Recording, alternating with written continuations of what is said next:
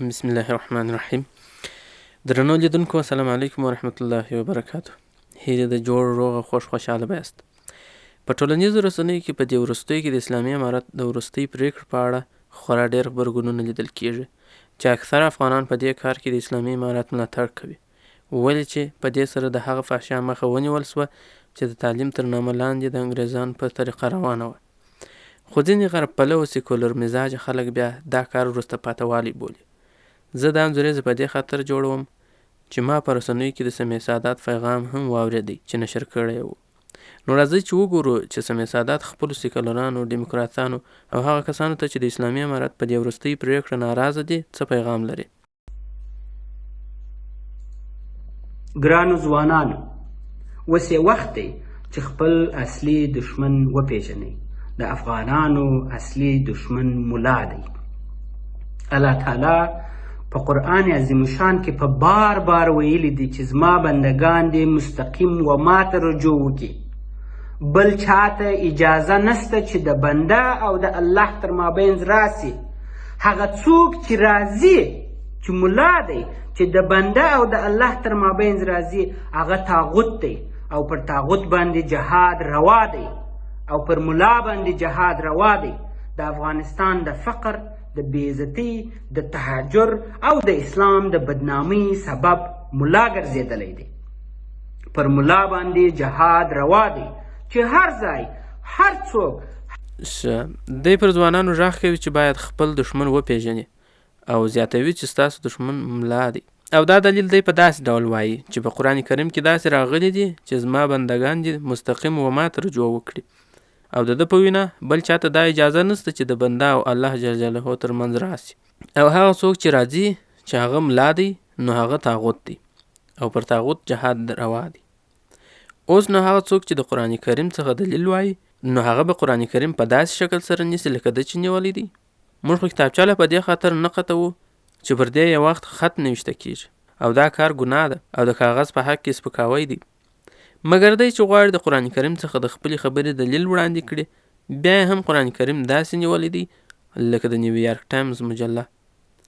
بل دا چې که څوک د قرآن کریم څخه دلیل وایي نو خپل مخاطب خو باید په دې وپوهوي چې دا خبره د قرآن کریم په دغه آیات دغه صورت کې راغلې ده.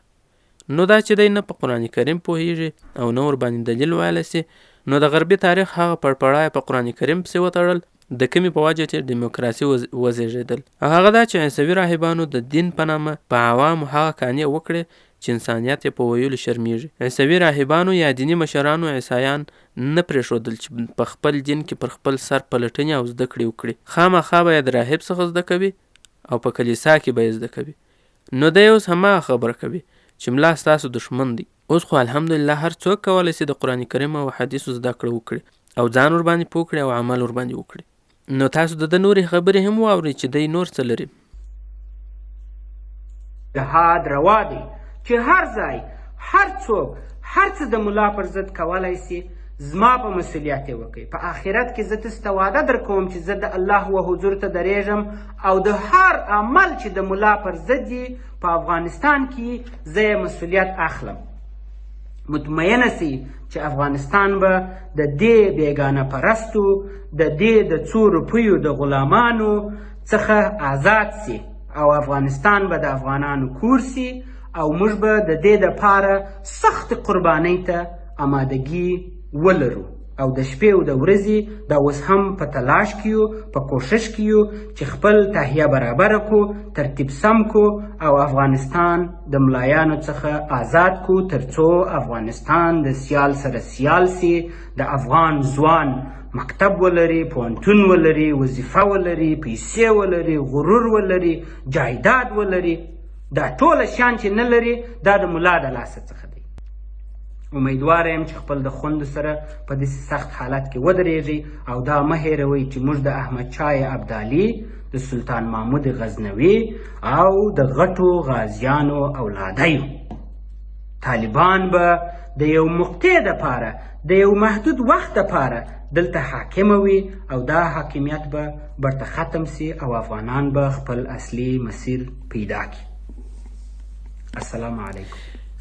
که تاسو فکر وکړئ د په دې دوهمه خبره کې د خپل ځان تکذیب په خپله وکړي په لومړي سر کې دی وایي چې په قرآن کریم کې داسې راغلی دي چې د الله او بنده ترمنځ بل هیڅوک نشي راتلی، او که څوک راځي نو هغه به طاغوت وي.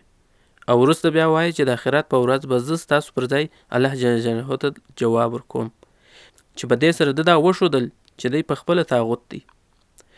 په لومړي سر کې ده دا وویل چې ملایان د اسلام د بدنامۍ دپاره راغلي دي، یعنې دی غواړي چې د اسلام څخه دفاع وکړي. خو وروسته د خبرو په اخر کې وایي چې هر افغان ځوان به مکتب ولري، پوهنتون به ولري، وظیفه به ولري، پیسې به ولري، غرور به ولري او جایداد به ولري. نه یې په دې کې اسلام یاد کوي، نه یې په دې کې علم یاد کوي، نه یې پکښې مسلمان یاد کوي، نه یې پکښې مسلمانان یاد کړل. ټول هغه څه یې یاد کړل چې نه پکښې د اسلام ښه رضي سته او نه پکښې د مسلمانانو، فقط او فقط نفسي خواهشات دي.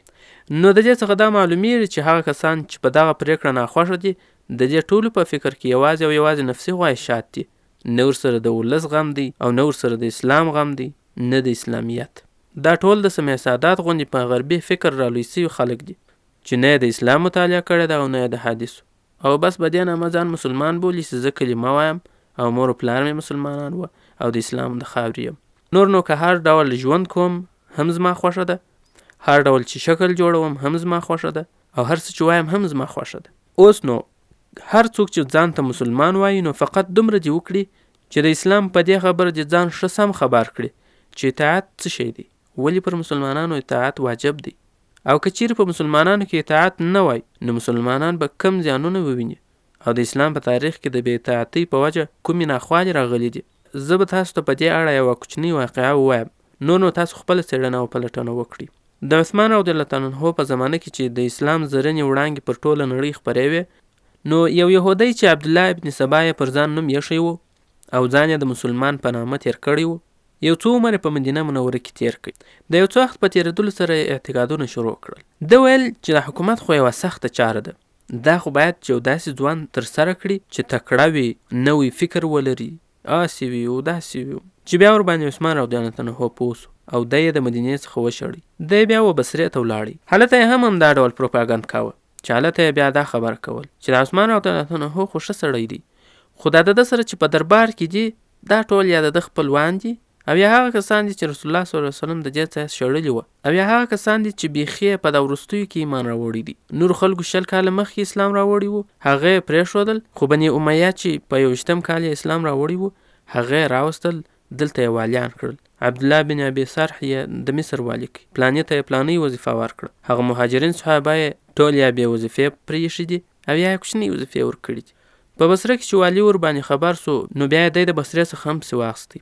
دی ولاړی شام ته، د شام څخه بیا مصر ته ولاړی، چې بالاخره یې په دغه ډول داسې یوه فتنه جوړه کړل چې د هرې خوا څخه لښکرې راغلې او مدینه منوره یې محاصره کړل، او عثمان رضی الله عنه یې د مسجد څخه بند کړي، د اوبو څخه یې بند کړي، د اودس څخه یې بند کړي، د ډوډۍ څخه یې بند کړي، او بالاخره په مدینه منوره کې د نن امیر المؤمنین د اسلامي دولت مشر په خپل کور کې د نن د داسې چا د خوا محاصره سو چې ځانونو ته مسلمانان هم ویل او د اسلام غمخواره هم ځانونه بلل، چې بالاخره کور ته پر دیوالونو ور واوښتل، او دی په داسې حال کې په توره شهید کړي چې د قرآن کریم تلاوت کوي، او د ده مبارک وینې پر دې آیات شریف توی سوې. بسم الله الرحمن الرحیم فإن آمنوا بمثل ما آمنتم به فقد اهتدوا وإن تولوا فإنما هم في شقاق فسيكفيكهم الله وهو السميع العليم. بیا که هغوی هماغسې ایمان راوړل لکه چې تاسو راوړي دي نو سمه لار یې وموندله، او که له هغه څخه مخ واړوي نو څرګنده خبره ده چې هغوی په شقاوت یا بدبختۍ کې نښتي دي. له دې امله ډاډه اوسئ چې د هغو په مقابل کښې الله ستاسې د ملاتړ لپاره کافي دی. الله هر څه اوري او په ټولو شیانو پوهېږي. صدق الله العلی العظیم. دوی ولې عثمان رضی الله عنه شهید کړي؟ په همدې خاطر چې دوی ویل چې عثمان رضی الله عنه اسلامي دولت کمزوري کړی دی، خیانت یې کړی دی، او پر دې کار یې د الله جل جلاله څخه د ثواب تمه هم لرله. نو که چیرې تاسو د اسلام یا د اسلامي دولت د قیام تږي یاست نو تاسو باید په خپل ځان کې د اسلام تقویه کړئ، او وروسته به تاسو خپله پوه سئ چې څه سم دي او څه ناسم. د نن لپاره همدومره بس دی. تر بیا مو پر لوی الله جل جلاله سپارم. د خدای په امان.